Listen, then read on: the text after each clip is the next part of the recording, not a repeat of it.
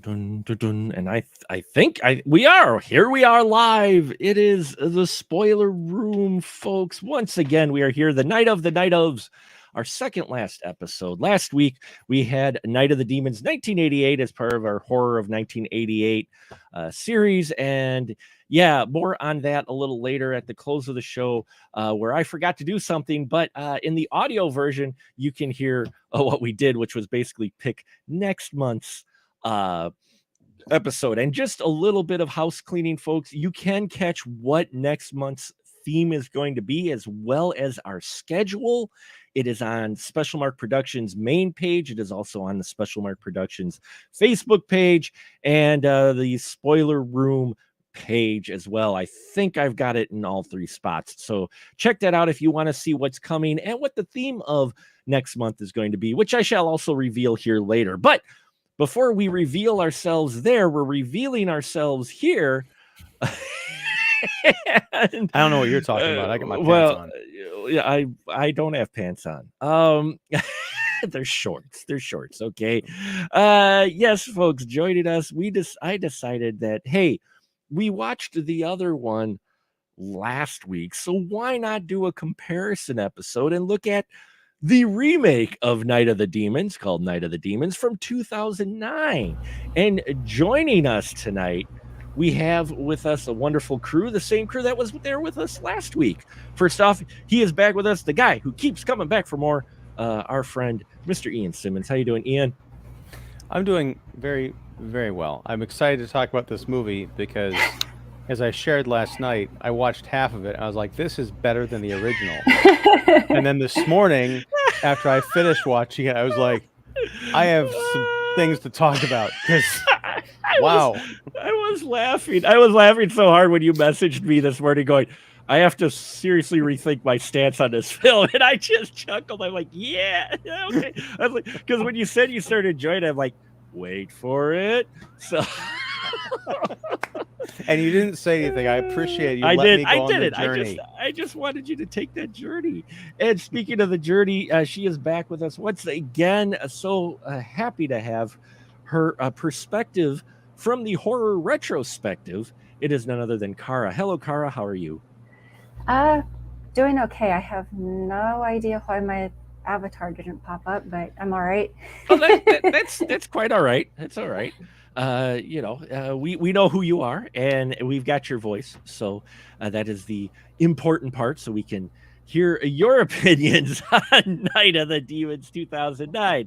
So yes, folks, welcome to the spoiler room. Pull up a chair, grab your favorite drink, and yes, shameless plug, I've got an adult Capri Sun. Well, that's what I call it. My wife, she works at a winery, and they've started doing wine pouches. This is the equivalent of 1 cup of wine, and it is a pouch with a cap that you can reseal and you can take anywhere with you during the summer. So I have the strawberry sunburst wine. So it's an adult juice box, basically. So well, it's good that it's for the summer because you don't want to get that mixed up with the back to school making the kids lunch. Although the teacher may appreciate it, going, I'll just be confiscating that, Billy. So I thought it was more of a seltzer water type thing. Yeah. Well, I've got the seltzer water too.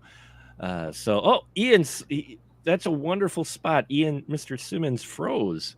But he froze in really an interesting spot. He's smiling, so that's good.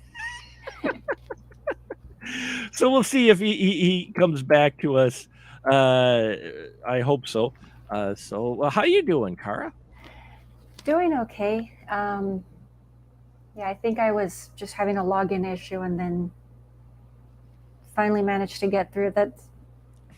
Now that you pointed that out, I'm trying not to laugh at the way the screen froze. I mean, if he, there he is. Okay, we got him back now. He's mad now. Sorry, yeah, it's the strangest thing. Like, it just blanked out. Like, you guys froze for like 2 minutes, and I was still going, and then all of a sudden I got the spinny circles. I'm like, what do I look like right now? What's hilarious, if you rewind this later on and look, you froze right as you were laughing and smiling. So you had this wonderful expression on your face, like you were happy. and it was a great moment in time. It's a damn lie. It's a damn lie. But yes, he was thinking, yay for childish adult beverages. yes, he was thinking of childish. But yeah, this is a very cool idea. And yeah, I'm cracking this sucker open for tonight's movie, which is Night of the Demons from 2009. And normally I ask my wonderful panel, one of them, to do the synopsis. But tonight, I am doing it. I'm playing it straight, but I am going to give the synopsis of Night of the Demons. So I am sparing my guests this evening. So, Night of the Demons, we have college kids this time that are gathering for a party being held once again by Angelina in a house, not the Hull House, though. This isn't the Hull House. This is the Boussard Mansion.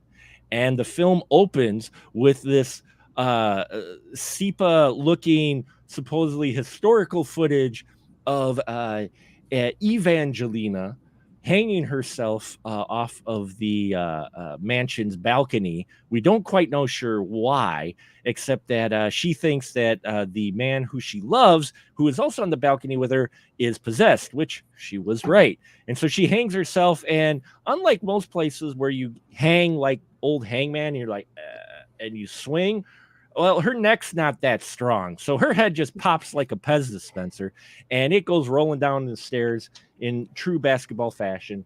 And then we cut to modern day debauchery. And I do mean modern day debauchery, folks. Everybody's going to this party that Angelina's holding at this mansion, which has this history. And we've got our standard costumes held by adults. We got our two stoners, and we've got our ladies who are all dolled up in their special kitty outfits, or I'm not sure who. Josie and the Pussycats. Yeah, Josie and the Pussycats. Yeah, you could call them that. Except our main actress, Maddie, who doesn't. She dresses like a victim or final girl. I'm not quite sure what her costume was, but it wasn't quite as revealing as her friends. But still, they go to this party, have a wild time. Party gets shut down, and in true fashion, just like in the original, our hostess gets possessed by a demon. Only there's a little more of a story with the demon. And trapped in the house with her are her friends. We've got Lily. We've got all pretty much the similar characters that what we had trapped in the original. We do have Heavy Furlong, though, who shows up in here as a drug dealer who also gets trapped. And I'm sorry, I call him Heavy Furlong. I shouldn't, but I call him Edward Footlong because he had too many Subway sandwiches. But I go with Furgon, actually. Furgon? Oh no. He had it, but he lost it. He had it, but he lost it. He's in here for whatever reason. And anyway, we have Maddie, who's our main. She's the ex of Eddie Furlong's Colin. And we watch as the demons, one by one, take possession of the characters, similar to the original, but not quite, in that these demons look a lot more slick and CW in style. And again, we have a little more backstory with our demons, and it comes down to the final girl. And yes, this is a spoiler room, folks. This final girl takes on the demons and waits till daylight. That's thank you. That it hurt, but I got through it. So much like one of the cat girls, one of the cat girls when she gets infected. Wow. Yeah, tentacles involved in that. One thing I thought though, Evangeline, right? Yeah. I thought she was jumping off the balcony with the noose around her neck because she realized that Jeffrey Jones was coming after her. I mean, it surprised me that I forgot he was in this until I saw it. It wasn't Jeffrey Jones. It was an unfortunate young actor who looked exactly like Jeffrey Jones. Michael Arata.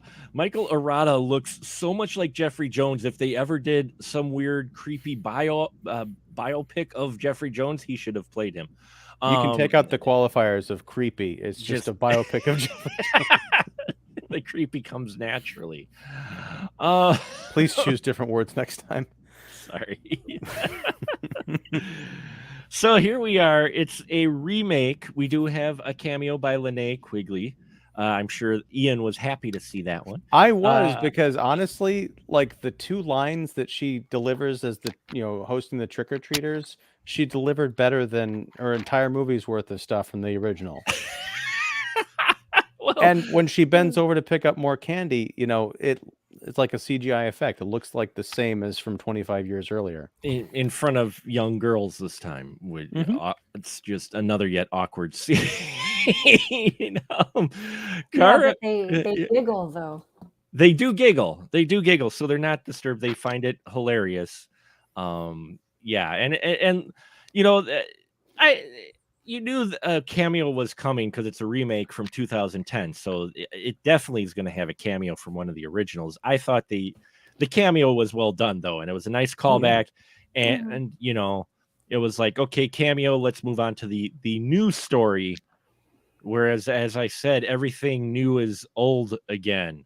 It's retro. It's retro, but I don't know. Cara, how do you feel about this film initially when you first saw it? The first time I watched it, I want to say was back in 2010. I wasn't too impressed with it. This is my second time watching it, so to me, it just feels like they were trying a little too hard. It's a lot more stylized, but there's something in there that falls flat, and I don't know what the deal with that Casper scene in the middle of one of the possessions was about. The Casper scene? The two floating women dancing. Oh, right. Yes. Very good. Yes. I was like, what? Yeah, well, there's a lot of what going on in this film. Ian, what about you, sir? Was this your first time viewing it for the show? I think so. I don't think I had these weird moments of deja vu where I don't know if I'd seen bits of it or if I'd actually watched it, sure, 10 years ago or whatever. But no, this is effectively the first time I've sat through the entire thing. And I maintain the first half of it is pretty great. And then the second half gets really goofy and like super derivative.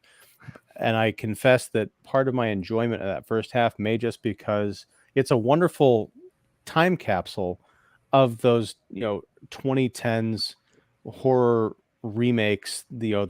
Like today it's comic book movies. 12 years ago, it was horror franchises and reboots, and complete with, you see Monica Keena and Diora Baird, who are, they're like the poster children for those remakes. Monica Keena was in Freddy vs. Jason. Diora Baird was in the sequel to Texas Chainsaw Massacre, the beginning. Yeah. It's a lot of fun. And I think there's some cool, like, I think the first half of this movie moves in a way that the original didn't. We kind of talked about that last week. I also love that there is an insane drug dealer who's getting a blowjob during a scene where he's intimidating Edward Furlong, and that character never comes back. It was just like, I've got this idea for this drug character named Nigel. He doesn't work in any other movie. Let's put him in Night of the Demons. I'm like, hell yeah, that works.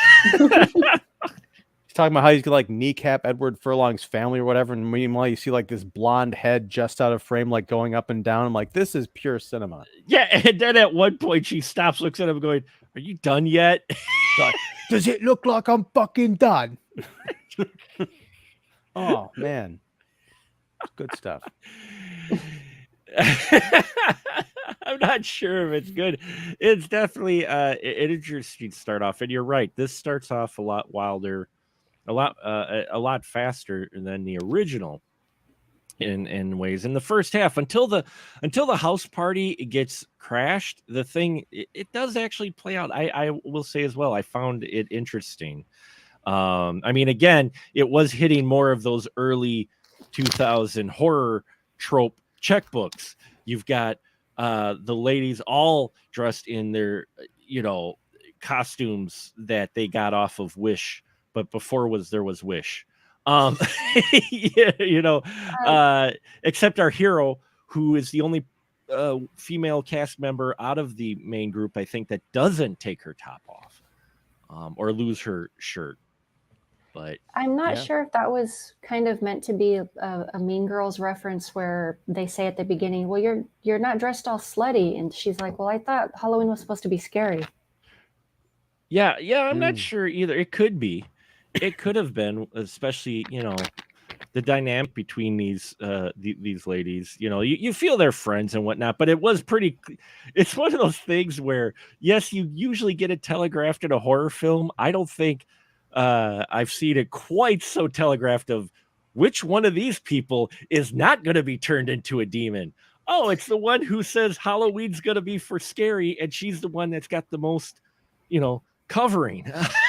Or her whole belly's hanging out. Yeah. Well, and that's the thing is like it's she's got the low riding genes, Mm-hmm.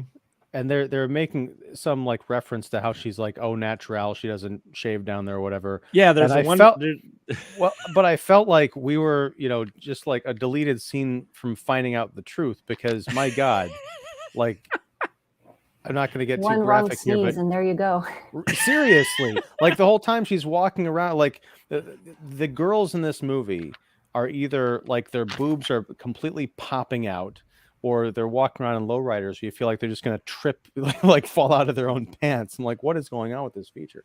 But I did say I learned something from an early dialogue scene. It's kind of a joke, I guess, but they're talking about fishnet stockings. And the one says, "My fishnets are not doing kind things to my Brazilian." And that actually got me thinking about, like, that makes a lot of sense. That could be really uncomfortable. Oh shit, I'm watching a horror movie. Yeah, the early conversations and the way, you know, it still feels like you look at a film like this and you're like, you guys aren't quite there yet, but you're getting closer to it, the way they're writing female characters. And Cara, I'd love your thought on how our female group of characters were written, because it feels like they're almost there to where it's like realistic, but this still feels like it's being put out there specifically just to shock people or whatever, that women talk like this. Kind of campy trampy. Campy trampy. I like that term. Okay, so it wasn't just me, because I'm like sitting here going, okay, I know groups of women and I know they have frank discussions, but this just seems like very specific and very particular for the film. Like just about everything else in this film kind of felt like it. We get our stoner guys, because we've got our group of ladies and they're all friends, and can tell who's gonna probably survive. And then we got our two stoner guys, one's name's Dext. So these guys are similar to what our male characters are, but these are actually not bro guys though. These are good guys, aren't they, Ian? I mean, they get candy for the kids from the guy who's stealing candy, by using a paintball, and they try to play it straight with the ladies, even though they're coming on to them. And yeah, sorry, that's one of the things I think sets this movie apart from the original, and it was something we again talked about last week. Is in that 1984 movie, all of the characters are just awful, with the exception possibly of the final girl. In this, it really is. I wouldn't necessarily want to hang out with these people, unprompted. But if I found myself at a bar with them, I don't think I'd have a bad time. Like the one guy, Jason, who's sort of our doctor, who's got like a neat effect of like the pair of scissors rammed through his, chest as part of his costume. It was the haircut and also the demeanor. He reminded me of Jim from The Office. He was a total like John Krasinski. And so I liked these characters generally. We get to spend a bit more time with them, with more of them than others, certainly. Like Dex is basically introduced. He gets one kind of there's some history between these two characters thing, and then next thing he's turning into a demon in spectacular fashion. But the only person I didn't really care about was Edward Furlong as Colin. But I did love watching him, because I'm like, he's not exactly acting. I just get the feeling that he honestly thinks he's in this movie. And who knows, maybe he was, given kind of, his history. So The saddest thing, here's a bit of meta context. And again, I think this is like tabloid trash, although there were photos. I can't remember why, but I looked up I looked up Monica Keena because, Mhm. and I don't like to get into it about, actresses' appearances, but for the longest time, I think it started around the time of Freddy versus Jason, I started noticing like it looked like she got like pretty bad Botox injections in her lips. Yeah. Oh, Oh, we lost and yeah, Kara. Kara, I'm She sorry. just I'm left. going after Monica Keena, and you will not have it. I appreciate that. But no, I was like, I remember her from the actress from Dawson's Creek, and I'm like, she did not always look like that. And so I went and I Googled it, and it brought up this article about how she and Edward Furlong used to date, and they had like this really big public like falling out, but they both looked like they were strung out on drugs. I'm like, this is so sad. This is like 2013. Wow, but that's also reflecting 2009, like a premonition of their two Yeah. characters who had a falling out because he was a drug dealer, and she kind of cut it out because it just didn't work between them because he, and he's at this party, and the reason Colin's at this party, he snuck in giving money to the door person who I really, really wish would have had a longer part in here. I love Me Tiffany. too. I love Tiffany Shepis. If you folks aren't familiar with her, she's a wonderful indie actress. She's been in a lot of stuff. I've always liked the roles she was in, and she shows up in here. And Tiffany's a great character. I wanted this character to stay. Her character is she's working with Angelina during the party, and she's the one that makes away with all the money when the party gets busted. But I'm like, oh no, don't leave, come back, because she actually gets some really cool little short scenes in this film. This might be the first time that I've actually, because I've seen Tiffany Shepis at conventions. I know people have talked highly of her in movies. This might be the first thing that I've actually seen her in. Oh, really? Yeah. And I agree. Like, I don't know if this is indicative of her other performances, but she's in the movie for all of 5 minutes of total screen time, like maybe 3 scenes. And you're right, Mark. I was like, she needs to be more a part of this. I think the reason they cut her out or had her character leave is because if she got stuck in the house with these demons, they wouldn't stand a chance. She was like, peace. She would have climbed the gate. No, she would have just like shot him a dirty look and it would have dissolved. No, I've always liked Tiffany Shepis, and she was a kind of an appearance in here that it was great to see her in here, even though it was for a short time, because she has some of the best acting in this film, in all honesty. So I mean, and the first half, the setup. So Colin sneaks in, Angelina, we learn, is in trouble. She's doing this kind of on the sly because she's trying to do a business of being a party coordinator, and it leads you on, doesn't it, Kara? Like, you're like, Night of the Demons, okay, they're gonna add a more higher body count to this one, right, Kara? But they don't. They pull the rug out from under you. And would you say that it is at the point where this party gets crashed that this thing really takes a turn?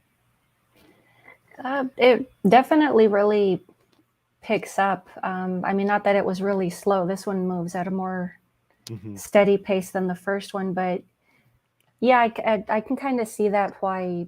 I don't know if it was a budget issue where I'm all tongue-tied again. I don't know if it was a budget issue where they just kept a certain amount of people, or if it was just what was it? I think they had Shannon Elizabeth in this, so I don't know if it was just an issue with being able to cover people's fees as to why they didn't keep like with the full room of the party people. Yeah, I'm not sure either, but yeah, you're right. With Shannon Elizabeth in here as Angela, excuse me, I still say Angelina, but she says Angela as the Angela character. Maybe a lot of their budget went to her because this was 2010, so she was everywhere for a while. Yeah, I mean, super unfair, but I can't look at her without thinking American Pie. And she's tried hard. She tried hard to kind of shed that, but she couldn't. Some actors embrace the role that they're known for, and she was like, no, I'm more than this. And so I think that's part of the reason why she took a lot of different roles, including this one. It's in but this. a corset top isn't going to help.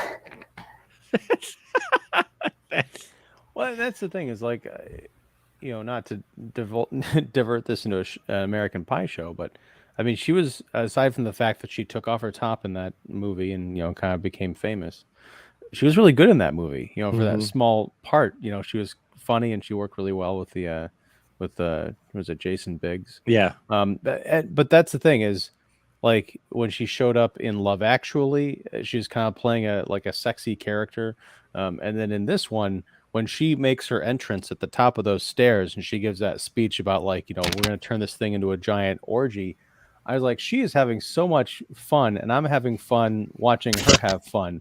And I don't know how the hell she got, like, her one leg is like propped up against a banister while she's holding this wine. I'm like, how is that physically possible? It's not sexy, but it's fascinating and kind of hot at the same time. I don't know what I'm looking at. Yeah, she's definitely more of an extrovert in this than I would say some of the other roles we've seen her in. Very confident and such, and she's the one. This is one of those remakes where I'm like, why'd they do it as a remake for Night of the Demons? Because the story's different for the most part. I mean, they're in a different house. There's this whole backstory with the demonology thing going on where they need 7 bodies and they find the corpse, Colin, Furlong, his character while he's looking for his drugs that he dumped down the vent. They're looking for it and they find these bodies that are positioned in a specific way. And there's this whole story about the bodies disappearing as one of them gets possessed. It's like completely different. And I'm not against that, but at the same time, I'm sitting here going, why didn't you just call it something else? Because at this point in 2010, you could have came out with a horror film. You didn't have to hinge it on the remake part, because when you click it on a remake, it comes with some baggage. Well, I think it's sort of like we were talking about before, because the early to mid 2000s was lousy with horror in theaters, home video. It was everywhere. So if you can have that branding hook of this is Night of the Demons, it's 25 years after the original that everyone loves, and it's got Lynnae Quigley and Shannon Elizabeth, I think that's an easier hook rather than generic 2009 horror movie with demons number 58. Yeah. That hired Edward Furlong so he could pay child support. He didn't use that money for a child. No, sorry. But no, and I also think that they wanted to have the lipstick scene. Yeah. And there's no way that they could do that without calling it Night of the Demons. But I gotta say, this was, this is before the movie really turned south for me, is because, or maybe it was around that same time, I was on this kind of a roller coaster in some of these scenes, because I'm like, okay, the lipstick scene. Diora Baird takes off her top and we see the goods because, she wasn't shy about showing them the early in her career. But she sticks the lipstick in. I'm like, okay, this is the gag. But then she goes to retrieve it. And I'm like, okay, so now we're going from just ripping something off to something mildly interesting. And then when she goes to retrieve it, the character who's standing there looking on in awe looks down at the floor and sees that it is like pouring blood from down there from where she retrieved the lipstick. I'm like, okay, so it's escalating. So now I'm fully invested. That's one thing you mentioned. They do seem like they're having fun with it, and they change a classic scene, which, yeah, but then some things, as you mentioned, start to take south. I mean, what'd you think of this scene, Cara, where they do a variation on the lipstick hiding, which we talked about last week in the original, how it, the special effects that use good, and here we got good special effects, but they take it up a notch. How'd you feel about them taking it up a notch, I guess? I had forgotten all about the whole lipstick thing. I was surprised that they did it, but not super shocked. But I was kind of thinking, this is more like a gum dispenser. You put the quarter in, you turn the knob, and then it pops out the bottom. Well, it's a lipstick dispenser. There's some blood. There's some blood involved. But yeah, if we're going the candy metaphor, it's more like gushers. Gushers. Oh. Yeah. Wow. Cherry gushers. There you go. Now you never eat those again. Uh, Depends on who you are, Mark, honestly. yeah, I guess. But Yeah. no, yeah, it was really the thing that surprised me though, because I was like, this doesn't really make any sense, but it does if you go with the idea of the demons kind of toying with their victims. The Jason character, aka Jim from The Office, Mm. he's the one who witnesses the whole lipstick thing.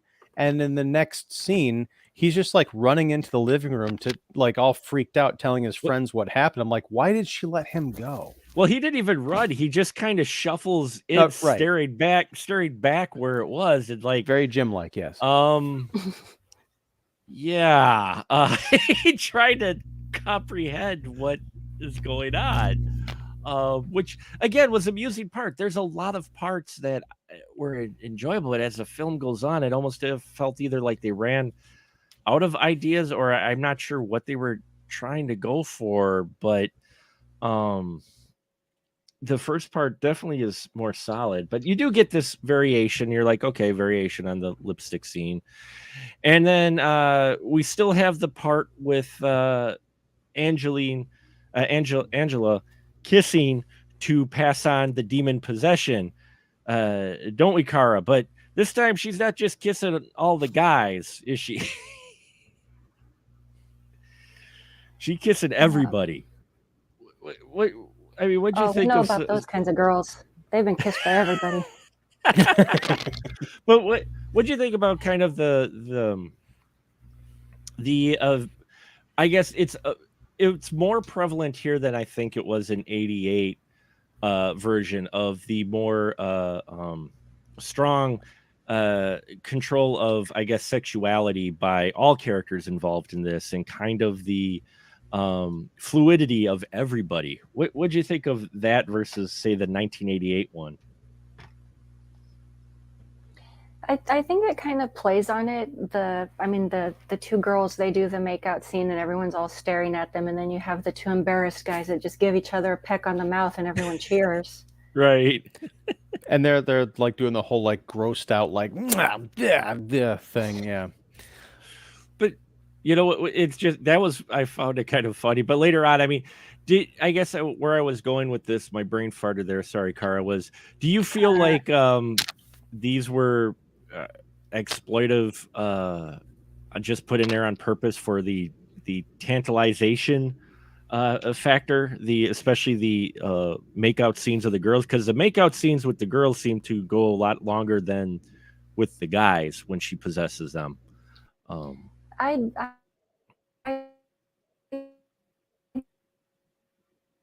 Oh, we got a little lag.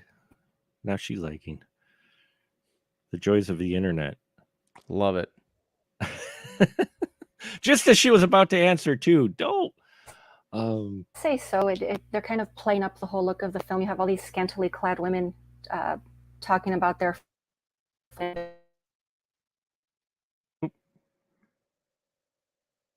You are lagging a little bit there, Kara.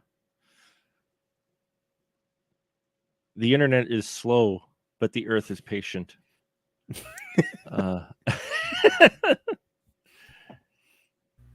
Are you there, Kara?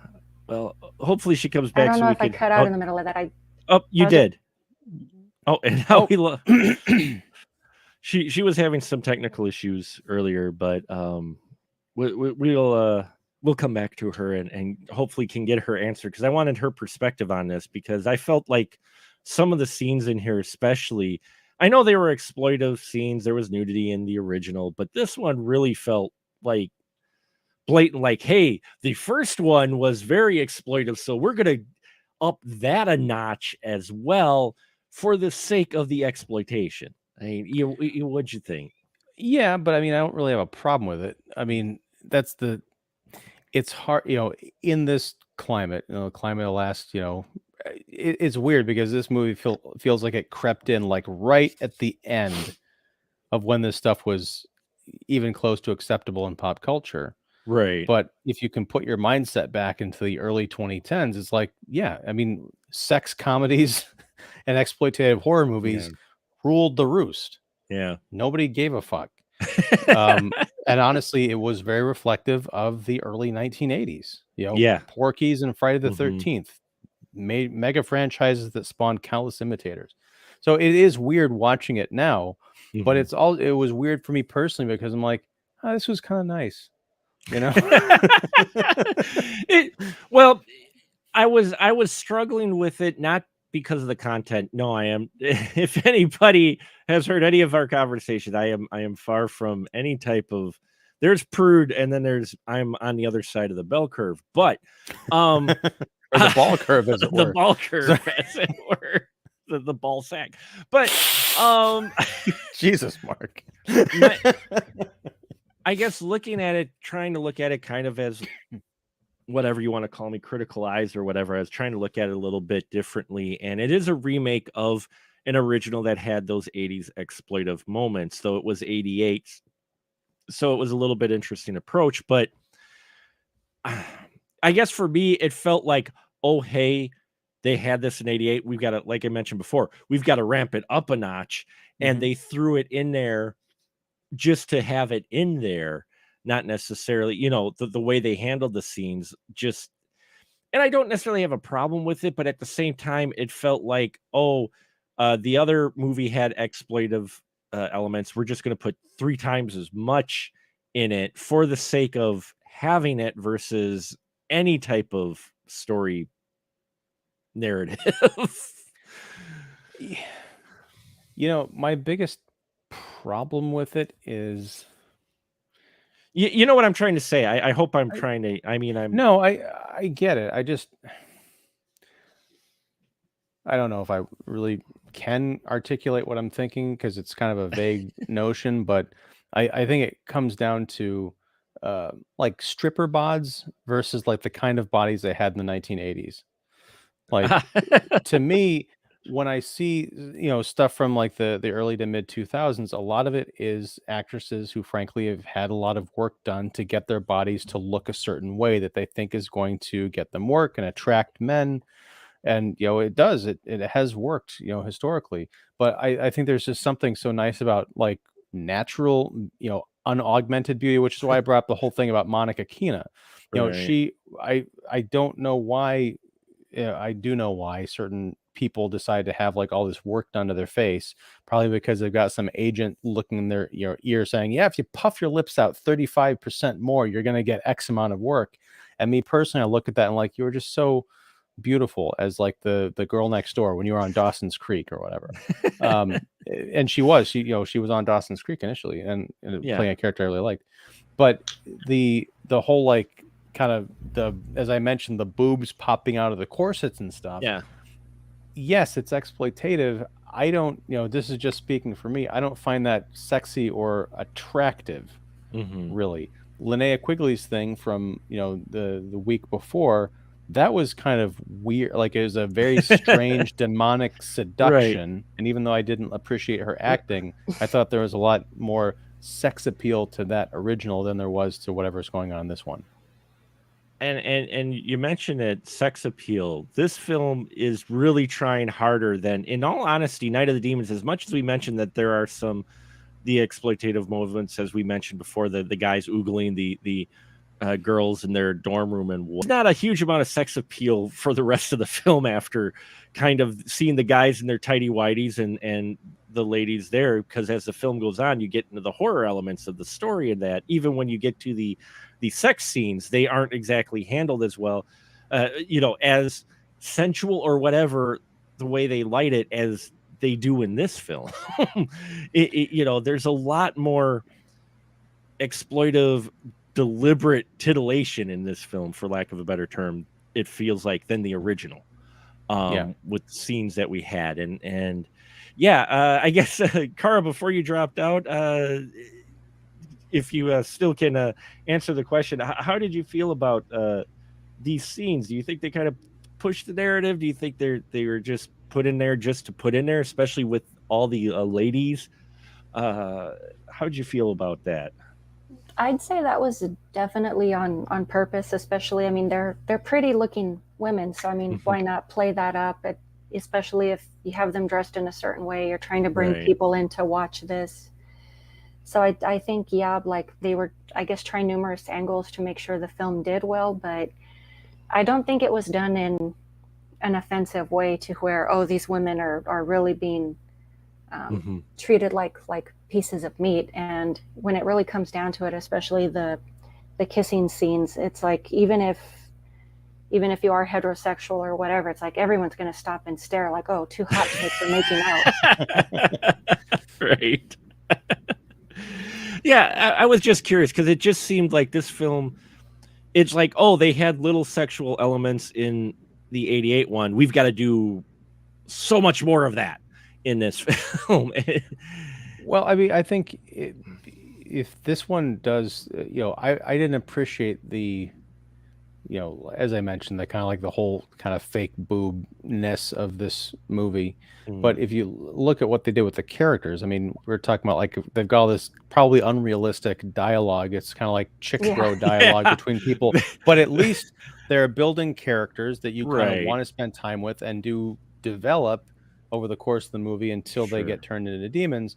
Contrast that with the couple who ended up getting killed in the coffin in the original. The one girl was introduced, I think she had like 2 lines of dialogue, and then it's like, oh, I've got my top off, and next thing you know, I'm dead. Sure enough. It's not just about nudity or sexuality, it's what you do with the characters that are exposing themselves. I think that's the key. Yeah, and they do try to do more with these characters, I will say, than the first one.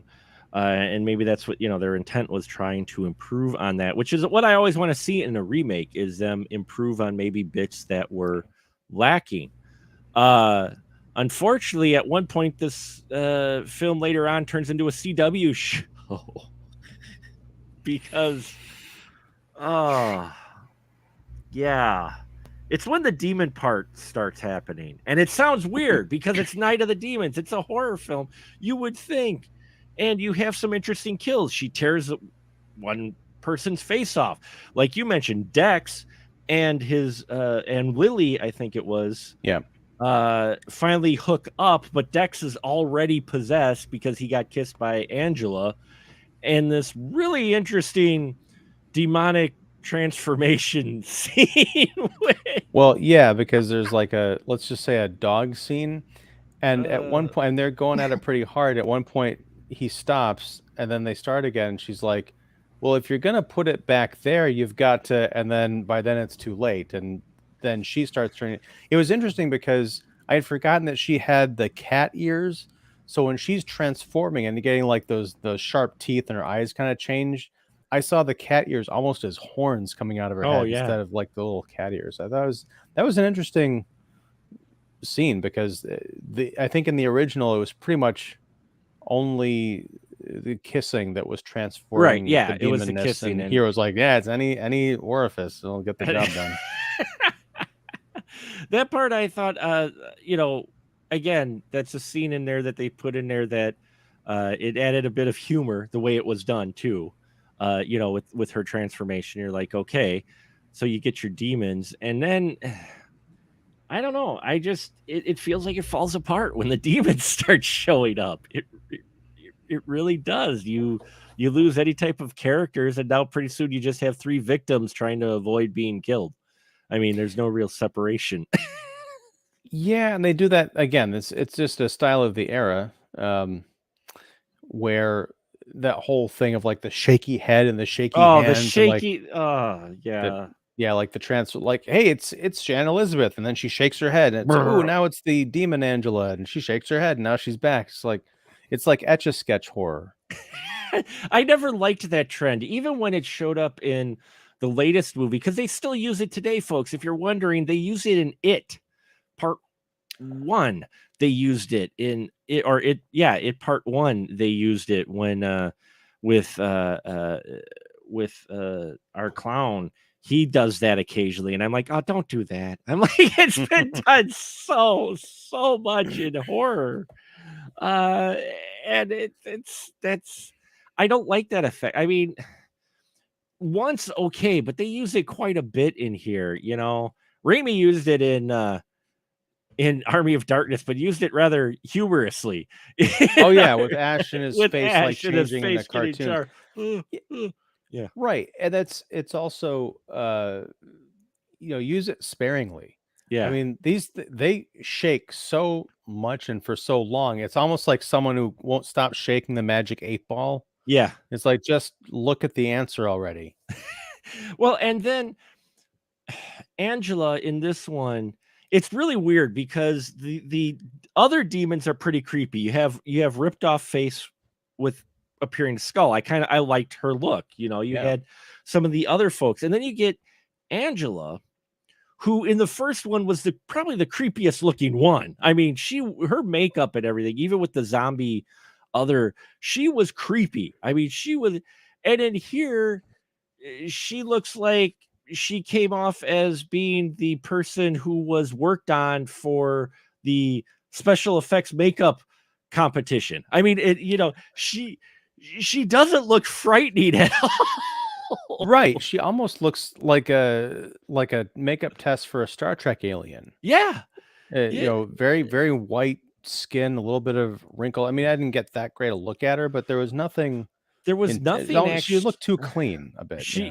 The makeup was clean, her horn and everything. She did not look demonic as her other lackey, and if you're doing that, you want her to be scary, and I never once found her frightening at all. I think she was more I think Shannon Elizabeth was more frightening as regular Angela than she was when she was turned into the demon with the horns, personally. And it was just weird. But then that's another thing, is a number of things just are a little bit too clean. And I know it's 2010, but I'm like, we mentioned it in the first one, compared to this one, this house had no character. In the first one, Right. The house had character. This one just has a lot of rooms, and most of the rooms are well lit. They're mostly clean. They really don't have a whole lot of character outside of, you're like, oh, they're on a set, or or that looks like it should be from a show, a cable show, not necessarily a haunted, scary house. And yeah, I mean, Night of the Demons, it looked like, what was it, Kevin Tenney found an abandoned house and decided to shoot there. Night of the Demons 2009, it looks like they got a set designer and said, I need a creepy looking haunted house set. Yeah. The only part that looks anything like the original house is the basement. The basement is the thing that I wish the rest of the house still looked like, even though they were having the party. Yeah. Because that part I have actually found interesting. Cara, did you think this house kind of looked a little too clean compared to like the spooky house we had in the first one? I agree with you. I think the first house looked like it was a real house versus maybe just a set or a series of rooms that were set up. This house, other than the one with all the writing all over the walls, is kind of boring looking. Yeah, it's not interesting. You don't care. I mean, in the other one, it kind of added to the fear factor. I mean, and the other one took place in a mortuary. This is just a mansion that's got a haunted, I don't understand that change. And I get it. And I'm not trying to generalize this youth. I will say the trend, okay? I'm not going to generalize the audience, but the trend in the makers of the film feel like they need to feed you a reason why things are happening all the time. When I personally find horror in the not knowing. I will say the demons happening in 88 one, they're happening. That's all you need. These creatures are in this one. We spend a fair amount of time getting this backstory and why the character, the corpses are there and why is this happening? And I'm like, I don't really care. I came for Night of the Demons. I want demons. I blame that on the early 2000s. It became a lot more about explaining the hows and the whys, especially with what was it, that one Texas Chainsaw Massacre? They were trying to give like the origins of Leatherface and all this other stuff. And yeah, then people were being weird, questioning, well, why does he wear eyeshadow? Who cares? He's at dinner. Yeah, I mean, well, but that's an excellent point because they did that with all of them. Mm-hmm. It's like, okay, we need to explain Leatherface, we need to explain Michael Myers, we need to explain Jason. Like that was the name of the game. It was brand recognition, and the untold story is going to be told. Uh, yeah, my I didn't mind that necessarily. What drove me crazy was the lore of the room. Like when we get into that room that's got all the symbols and stuff, they spend an Right. awful lot of time peeling the paint off these walls to reveal the secret writings. And my question is, okay, the story is in 1925 when the Broussard incident happened. They found the maid who had scrawled all this stuff on the walls. But then I guess they shut the house down. Like no one's lived there in 80 years. So my question is, who the hell painted over all this stuff? It's not like they're trying to sell the house, but anyway, they find all these, incantations, and it's supposed to be a protective room against the evil spirits. And at this point, Monica Keena's character, she reads the entire room and then gives the elaborate backstory, complete with accompanying flashbacks, and says, "Oh, we can stop the demons with all this rusty tools that are laying around the house because." Rust is an elemental element, or metal is an elemental element, and demons are elemental beings, and rust is a corroding element. I'm like, demons are demons come from the elements? No, what is this? It felt like they were just like throwing pasta at the wall to see if it sticks. Carl, what'd you think of this? As this went on with the lore part, and suddenly they have a protective room and all this. Yeah, it's a demon panic room. But I mean, is any of this needed? Really? I mean, no. I mean, I don't think they really needed to spoon feed us. Yeah. I don't know if I froze again. No, we got you. Sorry, I wasn't sure if I froze again. Yeah. I don't think it was necessary for them to spoon feed us. I think they could have just gone straight into it without them just babying the audience. And I kind of think maybe it was more like for filler. They just didn't have much to carry the requested length of the film, so they're just padding it out. Yeah, we're trapped in the room, so we spend an awful lot of time in the room here that they're not supposed to be able to get in. And then the demons decide to pour blood along the walls to erase the runes. And so they grab charcoal from the fire to redraw all the runes that they've only studied for a little while, but they can redraw them within the blood. And I was just thinking, well, now aren't you regretting taking all that paint off? Because if you hadn't taken off the paint off, the runes are still there, and they wouldn't have had the blood washing the runes away. Yeah, what were they thinking? Have found out all that backstory stuff. That's true. We would have gotten the 5-minute backstory, which we needed to find out why she hung herself and how the demons, again, it's one of those things where you have a film called Night of the Demons. You have a party, you have demons possessing people that they want to get out in the world. That's all you really need. This whole Broussard event and backstory stuff for me just felt like, man, I'm missing out on some demon action going on here. Some horror action. And then the film doesn't even follow its own rules, folks. It doesn't follow its own rules with Mr. Furlong's character, Colin. Because at one point, the floor just gives away. They just had a bathtub full of blood because the bathroom wasn't having all the runes. So they've been running out into the house and coming back and running out in the house and coming back. They tried to do this tunnel that was set up earlier. That was collapsed. So they finally are back in the room again. They're in the bathroom. There's a blood tub and a demon pops out. So he comes back out, and then the floor decides to give way. Just give way. And he falls through all 4 floors.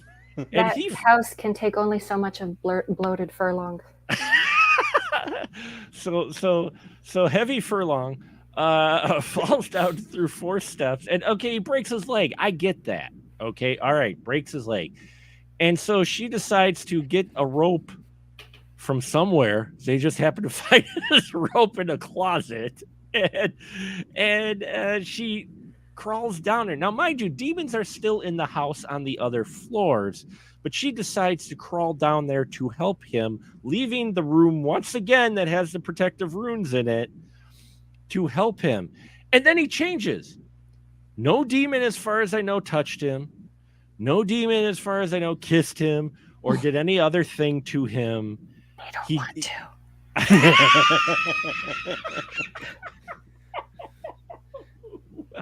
Well said, Kara. Well said. But it didn't even follow its own rules, and that always kind of bugs me with horror films. Like, at least one thing, you've established one thing, stick with the rules. But Kara, he just is. Did I miss something, Kara, or he just changes, doesn't he? It seems that way. I didn't notice anyone approach him or bite him or put lipstick on him or anything.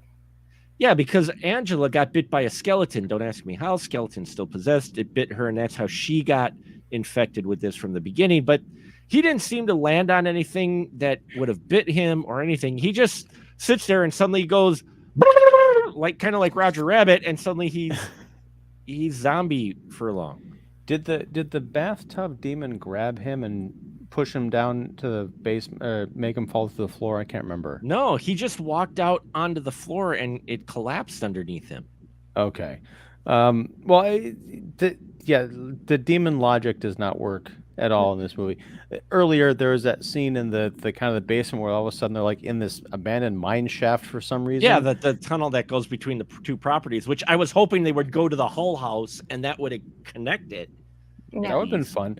But I mean, the demons, there's like 3 of them on the ceiling upside down, and they're just slowly crawling towards our heroes in order to give them time to like load their shotguns and then get away. I'm like, what are you doing? Like, you're demons. You can materialize from one side of the room to the other. You could probably jump in, like take up the same space as one of these victims' bodies and make it explode, and yet you're taking your precious time. So yeah, the demon rules do not work at all. The one thing I like, budget on the music. What was it?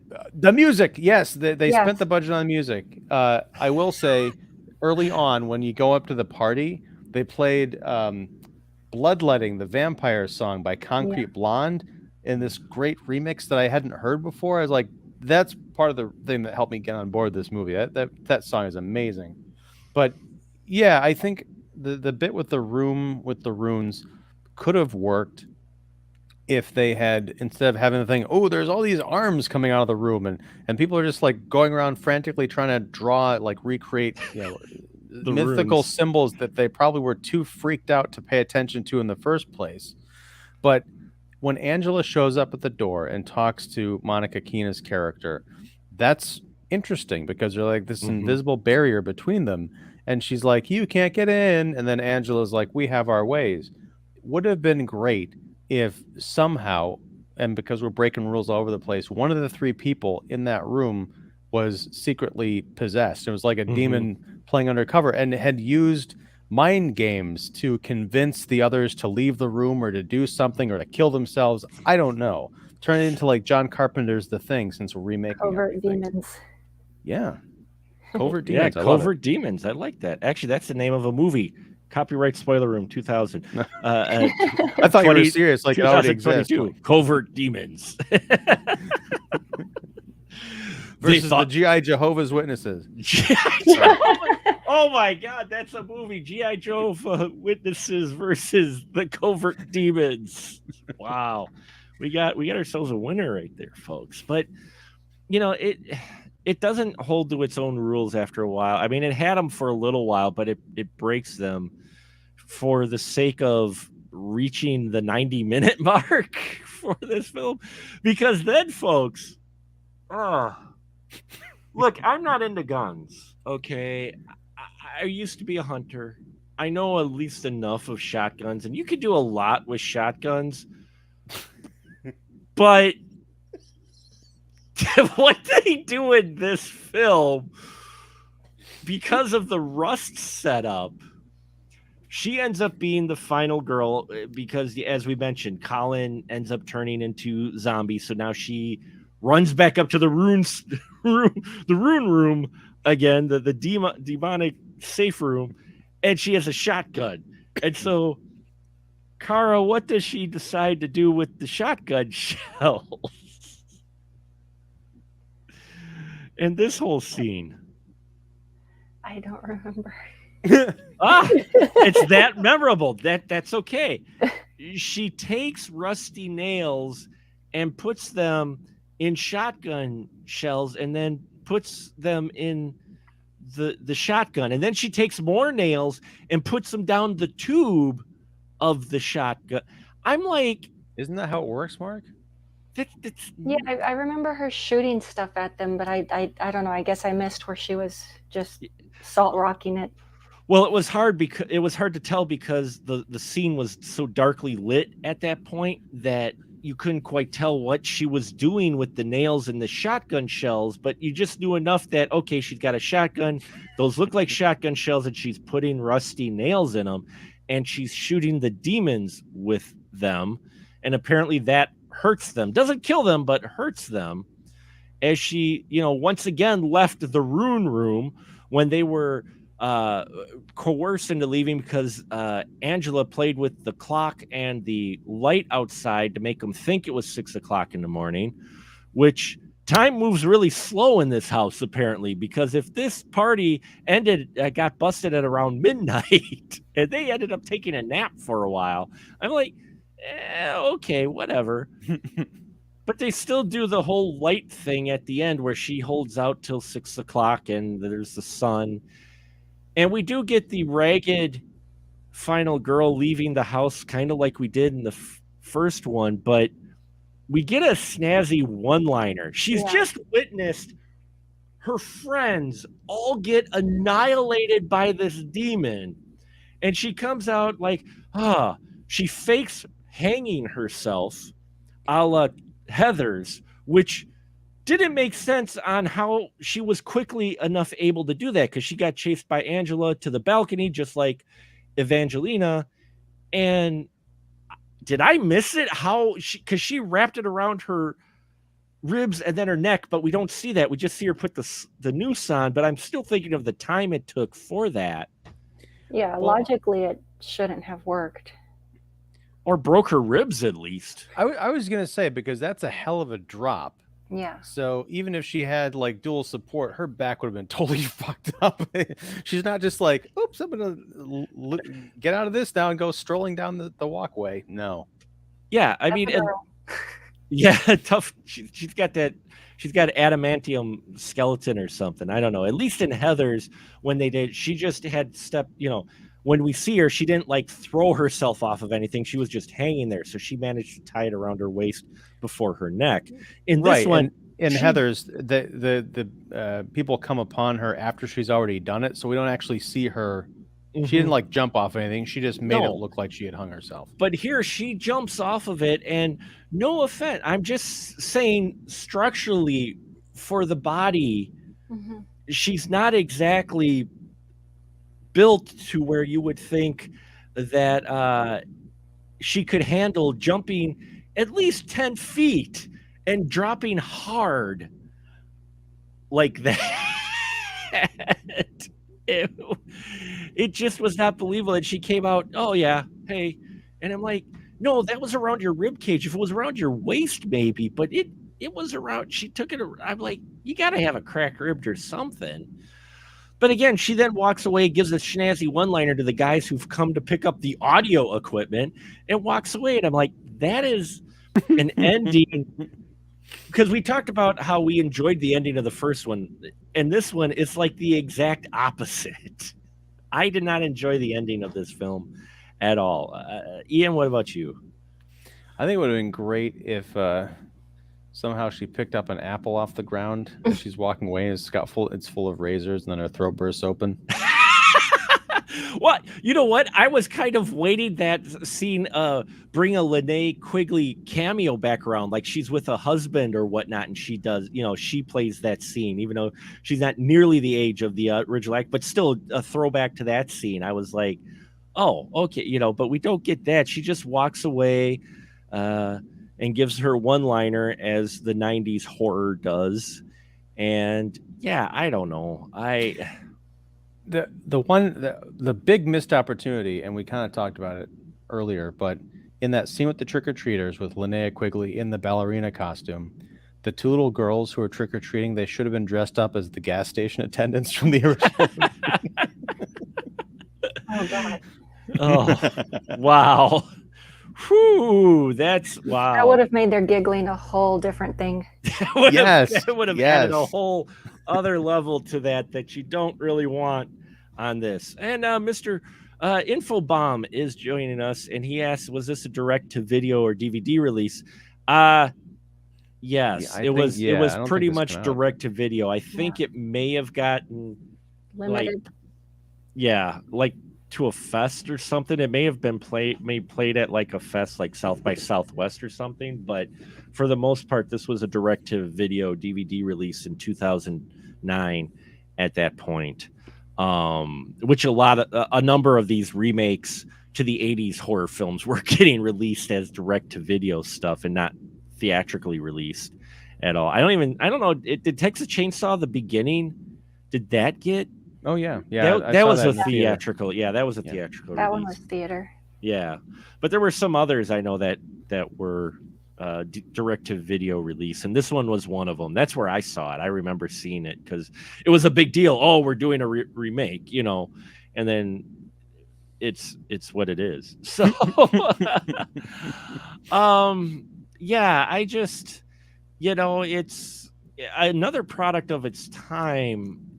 But it's like a mirror opposite of the original, where the original was a slow start but ended strong and ended really fun. This one felt more of a mess of an ending. Like they either ran out of budget time or just weren't quite sure what to do with this story now that they had the rights to it and painted themselves into some kind of corner. And in the end, it just feels lacking in a number of ways, to where it started strong, but you're like, this is where we ended up from where we started, and it's disappointing to me. Caro, how'd you feel about the ending with this, and your final thought with this? It did feel kind of lazy. The guys just walk up and no one even questions, did you just jump off of that building? She just unties herself. She's like, hey, I'm going home. Yeah, because they were at the gate for a little while when she jumped out. I mean, they had to have seen her come down, and there's a noose hanging, and it just, yeah. I mean, no one even asked, like, was that performance art? What was that? That was cool. Nothing. They don't even acknowledge that just happened. Yeah, and you're like, well, they go into this house that has to have, well, it doesn't, because they've been using practical effects a good chunk throughout the film until the ending.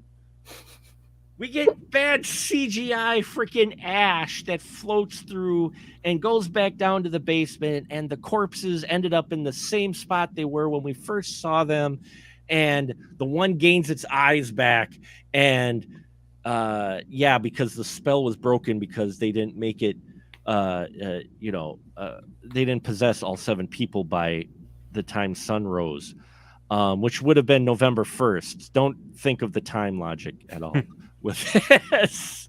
I didn't like the CGI on that at all. And you're right. It's like, I was going to say the sound guys should have screamed when they discovered what was going on, but there's nothing left because all the ash went whoosh down the vents, back down the pipes. For whatever reason, we have the zombie bodies still in the basement, which that didn't make much sense either. Infobomb, he is dropping it and saying, I suppose I usually figure anything with Furlong past American History X is something that was never in theaters. Yeah. Pretty much. I think Animal Factory was in theater, the one with Willem Dafoe. In limited, it wasn't like a huge release, but yeah, you're right. It did get some theatrical play, just not as much as like American History X, which is a disturbing film for a whole nother reason. Curb Stomp. The Curb Stomp. Oof. Oh. I just got an idea though, guys. What if Ty West made a movie about neo-Nazis filming a porno film in the 70s and call it American History X. Oh my God. XXX. Wow, that was a long trip for that one, Ian. That was but no, I want to see. I can imagine. Now you I want can to envision see the poster. that. Yeah.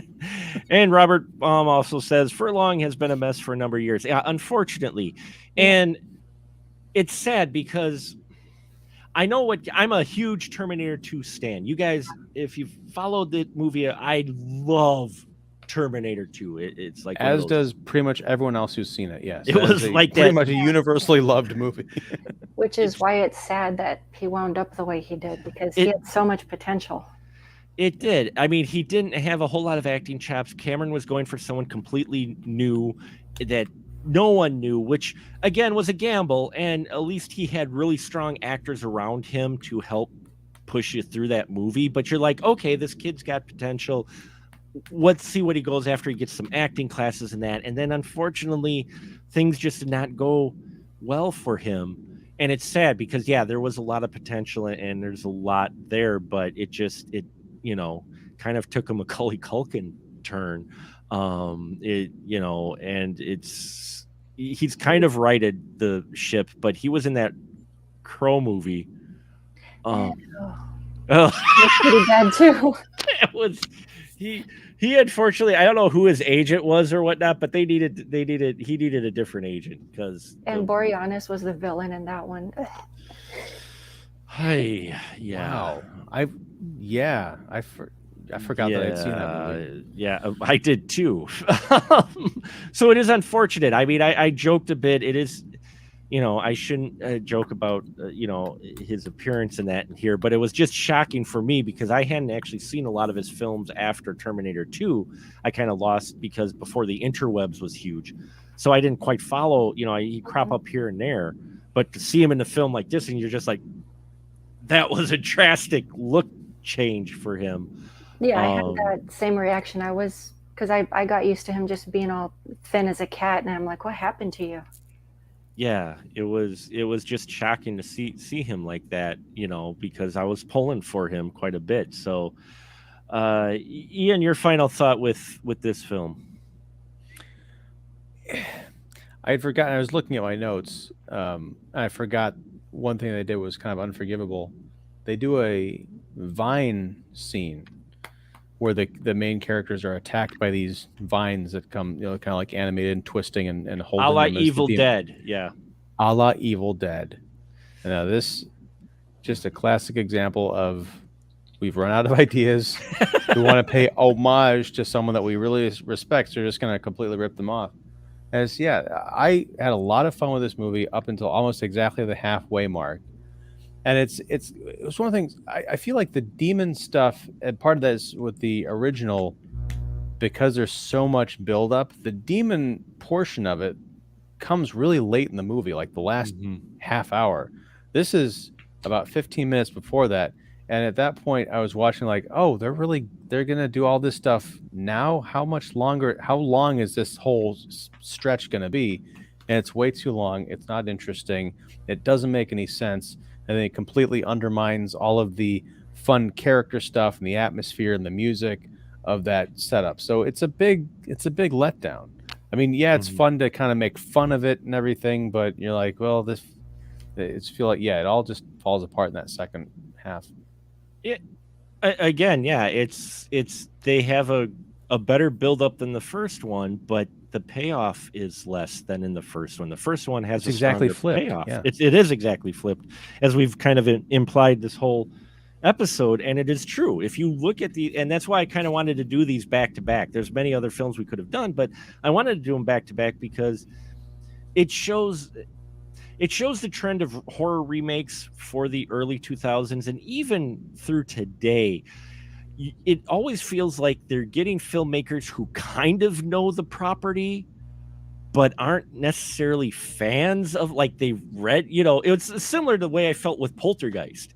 Uh, with Poltergeist, there was a lot of potential there of taking it in a new and an interesting direction. But at one point, they lost me when they're at a dinner party and someone makes a joke going, "Oh, well, it's not like this area is built on a Indian burial ground. Ha, that would be ridiculous." And I'm just like sitting here going, it's why I hate Vacation.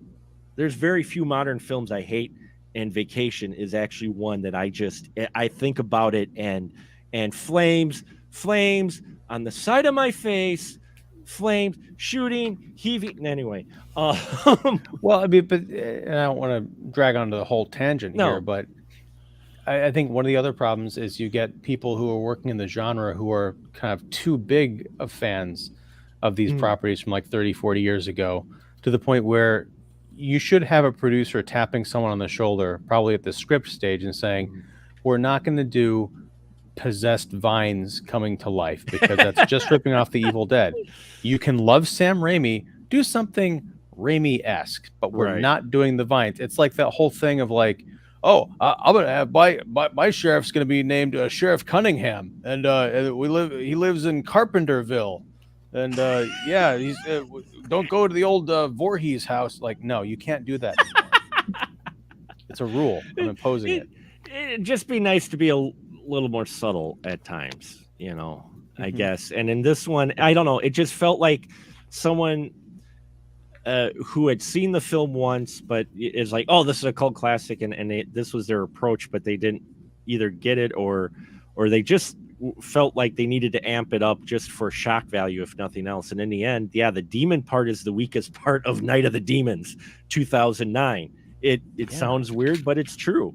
You get into that part and you're just like, okay, I didn't check out, but I could care less after that, because the demons don't even really have their characters. At least in the first one, when they were possessed, they had character to them. They weren't just or whatever, they still had their kind of personality of sorts to them until the night went on, and then they were, as they got more corrupted. But I don't know. It's a film that if I had the choice between the two, I'd watch the original, I guess, more so than this one. Or if I could do like a super cut to where you could cut between the two and like do the party stuff, and then like when it's done, you flip over and you cut to the original. That'd be a really messed up movie. But one last thing. Yeah. The 1988 movie is far more progressive than this one, because it's something we talked about last week. You've got the virginal good girl who is kind of exploited by the filmmaker in terms of that lingerie scene in the beginning, who makes it to the end, but also the black guy. There's no black people in this new movie. There's no. Thank you, Ian. That was my thought. I'm watching this going. And I'm thinking of the cast, of like, wow, this film really is, it is devoid of. I mean, you get Dex, and I don't know what race he is, but you look at the rest of that party, and it's like it's all just a bunch of lily white kids. I'm not saying that there's anything wrong with that. I'm just saying that it's ironic, that a movie that came out 25 years before that, and it's 35 years whatever on, was more in terms of in line with what we might want to see today. And not to keep things, oh, were you just going to say something, Cara? Oh, no, I was agreeing that the older one was more progressive. The newer one was kind of more, this is just like a certain people's club and nobody else is allowed to be in this movie. Yeah. Yeah. Yeah. And that's what got me with it too. It almost takes a step back in many ways. Of it. Well, not just race, but just types of people. At least in the 88 version, you had a diverse group of characters too, though. They weren't all pretty much the same. And in this one, they're all pretty people. I mean, you didn't have that in the first one. There was a variety of people in there. You had, was it Stooge or whatever, who was, the overweight aggressive guy who is probably acting out like he does because he wasn't necessarily considered by cultural standards necessarily attractive. compared You to just others. described Edward Furlong in this movie. I know. Okay, so maybe they had Eddie Furlong in here, but he just kind of drifts in and out of the film. But you know what I'm saying? Our cast of characters are all, as you mentioned, Ian. They're dolled up. We have lots of pretty people in this film, like lots. Yeah, and that goes back to the kind of the CW thing that you mentioned earlier. Yeah. The only justification I can think of for having a not very ethnically diverse cast is maybe the filmmaker's like, what, you want us do you want us to actually actively like kill minorities on screen? Is that what you're hungry for? Is that your bloodlust? No. It's one was okay if thinking we about have that. sexually fluid people killed, but it's when, it's diverse people, we don't want to do that. There is a demon orgy scene in here for whatever reason as well, which didn't really make much sense, and nor was it really well lit either. So it was like, wait, that was my big problem with it. You couldn't see it. It was terrible, and you could barely see it for no reason. So we will wrap it up here, folks. Thank you so much for listening to this extended episode. Had a lot of fun discussing it. Had kind of fun watching this film. I wish it would have gone differently than the way it leads you into it. And in the end, I guess this goes back to what we were saying last week, to where if a film finishes strong, you can be a little more forgiving of it than if the film finishes weak when it starts off strong, because that's what you're left with. So thank you so much for listening. And now this is always where I give my folks a license to shill. So Kara, license to shill for you. Shill away. I don't have anything current that I'm working on, but as always, I have tons of older reviews on my YouTube, which is also horror retrospective. So there's tons of, wacky movies people really don't watch or forgot about. Hey, those are the best reviews, because you get people going, maybe I should check that film out, whether or not they like it or not, bring a spotlight to them. So that's awesome. Very cool stuff. Yes, check out her channel, folks. Awesome things. And Ian, I know you got a couple things to plug. I'm Ian Simmons. I run Kicking the Seat, which you can find at kickseat.com. This weekend, I'm going to be doing 5 podcasts, including 3 live streams, because I got problems. Friday night, doing back-to-back live streams with Earth's Mightiest Critics, talking about the new Obi-Wan series on Disney Plus, and also Top Gun Maverick. Saturday, I'm doing a live stream of Academia Giallo, a review of the movie Stage Fright. No, I'm doing that Sunday. Saturday, I'm doing a review of Cronenberg's Videodrome for the 90 Under 90 podcast. And then Sunday night, Mark and I are going to be back talking about Evil Bong 8. It's a series that started it all, of us becoming podcast cohorts. Yes, that's why I always hold a special place in my heart. But Mark, I'm not going to let you go without fulfilling your promise. At the beginning of the show, you said we were going to talk about what's going on next month. I was getting there. Okay, I just wanted to make sure, because last week... I'm not forgetting this time. I'm old. I'm not that old. I'm not forgetting this time. I wrote it down, too, just so that I remember. Yes, folks, if you aren't catching it, we do have our schedule now for the Spoiler Room episodes coming up. You can check it out on Special Mark Productions Facebook page, which you should join absolutely if you enjoy this program at all, or our Facebook page for the Spoiler Room specifically, the schedule there, or specialmarkproductions.com. We have the schedule for next month's show, because I forgot to have it picked last week, but it's on our audio only version. Kara took a stab, and she stabbed Pumpkinhead for our next horror of 1988. So prepare yourselves, folks. Get out your psychedelic whatevers, because it's the Henrik's experience. Yes, that's right. We are doing Lance Henrik's films, and that should be fun. You can check out the lineup there. We've got some interesting picks. I tried to pick a couple that don't normally get talked about and a couple that do. So check it out, of what will be live streaming and when. And if you're a filmmaker, you got 1 week left to submit to the Sawdust City Fright Fest. You can go and find us on Film Freeway and submit there. And then if your film is picked, it'll show at the festival the second weekend in October in beautiful downtown historic Oshkosh, at the time Community theater. So thank you so much. Thank you to our listeners. Thank you. Great seeing you again, Infobomb. Always a pleasure. And now we'll just say a good night, everyone. Good night. Good night.